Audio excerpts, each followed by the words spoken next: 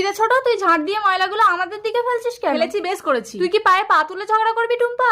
গায়ের উপরে উঠে যাচ্ছ মানুষ তুমি। আমাকে মেরে ফেললো গো। এই কি হয়েছে এই টুম্পা? দাদা তোর টাকা আছে বলে কি তুই সবসময় চেঁচিয়ে আমাদের চুপ করে রাখবি? তোদের সঙ্গে কথা বলাটাই আমার পাপ হয়েছে। এই চলে এসো না। রাজু, তোমার দাদার মাছের ফিশারি আছে বলে এত টাকা। এই নাও, এই কেরোসিন তেলটা নিয়ে গিয়ে ফিশারিতে ঢেলে দাও। ঠিক বলেছো, তাহলে দাদার ফিশারি সব মাছ মরে যাবে। এটাই তো দাদার মাছের ফিশারি, কেউ কোথাও নেই তো, কেরোসিন তেলটা ঢেলে দেই। ফিশারিতে দুটো মাছ ধরে বাজারে বিক্রি করতে যাবো। এ কি, আমার ফিশারির সব মাছগুলো মরলো কি করে? এ তো কেরোসিন। স্বামী, আমাদের ফিশারির সব মাছ মরলো কি করে?